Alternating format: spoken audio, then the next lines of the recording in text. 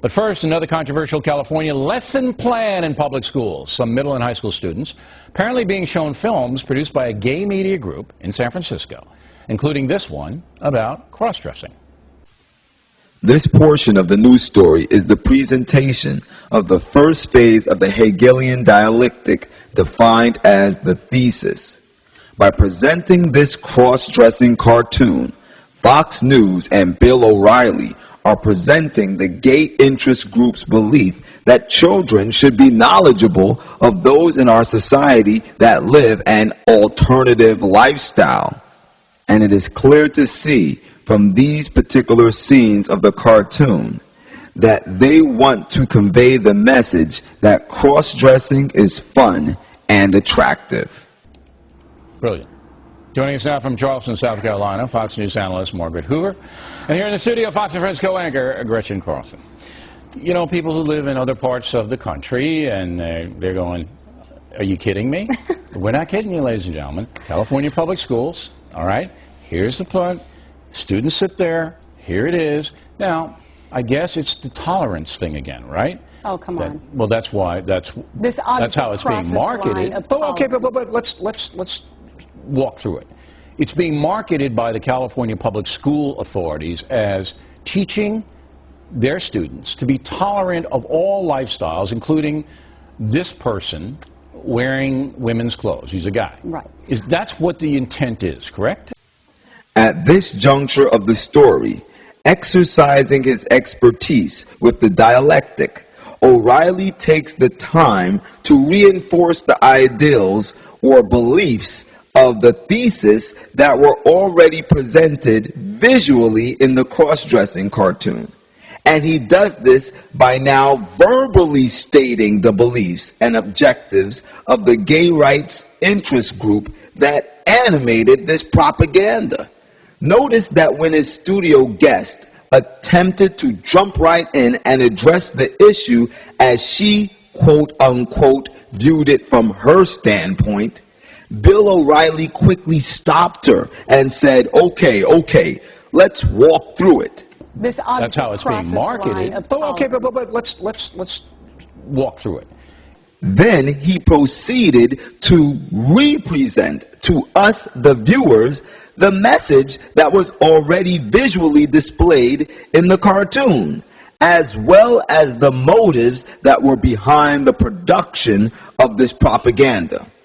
O'Reilly, being the expert of the diapracts that he is, wanted to make sure that the thesis was well stated and fixed in the minds of the viewers before phase 2, the presentation of the antithesis, began. Well, the problem is, and first of all, nothing against gays, lesbians, or transgender people, but there's a time and a place for everything. And I do not believe the time and the place for a child to learn about this is elementary school, middle school, middle school. And number one, the time and the place should be for the parent to tell the child about these specific things if they so choose. Why is it always that the parent has to opt out of these particular programs at school? And by the way, in this California case, the parents didn't even know about these videos. Yeah, they just dropped down the kids. Can you imagine that? If I don't know how you'd feel about your kids seeing this at school without your knowledge, but I would be outraged. Well, I'm not happy about this at all, Hoover, because, again, it's a social engineering project in the public schools. The parents don't know about it. I don't want cross-dressers to have a hard time in their lives. I certainly don't want any bullying of gay people, and I think it's a problem, and I think it has to be addressed by the school authorities. But you're basically social engineering. You're not teaching anymore. Am I wrong? Now unleashed to do her dirty work, O'Reilly's in-studio guest commences to initiate phase 2 by presenting the antithesis, which, if you remember, the antithesis is a completely opposite view that is in opposition to the thesis.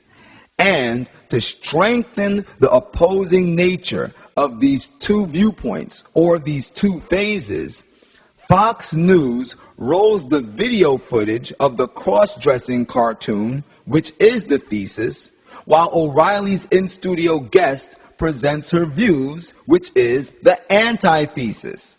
By simultaneously presenting both of these phases, O'Reilly and Fox News seeks to engage the emotions of the viewer and to draw them into a staged conflict, thus psychologically putting the viewer in a mind state of frustration, which creates a need for the viewer to find some type of resolution. And to heat up the viewer's frustration, Bill O'Reilly states more than once that this cartoon is a tool of social engineering. In both cases, of the thesis and the antithesis, O'Reilly reinforces the beliefs of the opposing views for the purpose of producing a psychological conflict that will, in the end, produce the synthesis that he and his bosses at Fox desire to see. Right. No, you're right. And also, sexuality studies has no place in an elementary, middle school, or high school curriculum. That's like an elective in college. This is not to be taught in our public schools. But they have sex ed all day long in public schools now. They have sex ed all day long. Right. And you know why?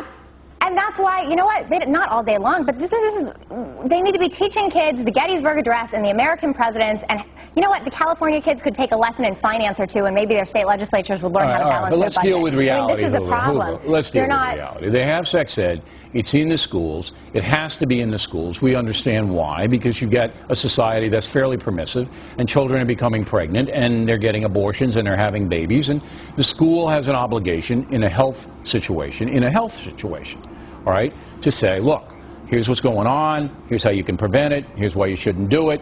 The Congress is going to pass more abstinence money that drives the left crazy, but that's happening.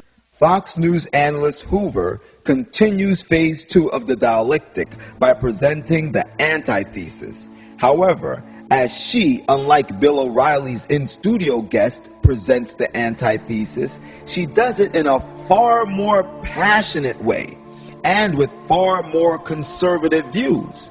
This is very important to note because this is all a part of creating the synthesis. Although O'Reilly's in-studio guest also stated that she was opposed to the presentation of this video, she also stated that she believed that parents should have knowledge of it and that the children were too young to be receiving this information. However, Hoover stated this type of information, as well as anything of a sexual nature, should not be taught at all in public schools. Rather, this type of information should be reserved for parents to educate their children on in their own personal homes.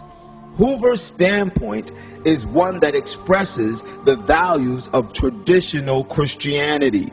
O'Reilly then jumps on Hoover and states that she is not being realistic. In other words, O'Reilly is saying that traditional Christian values are not realistic. This was all done to anchor in the mind of the Christian viewers that it is irrational to hold on to traditional Christian views in our present-day society, and that these views must be compromised to adapt with the evolving social issues. This is the Hegelian dialectic at its finest. And lastly, to punctuate the whole sick process, at the end of this news segment, listen to what O'Reilly said. Hoover, you went to Stanford University, right?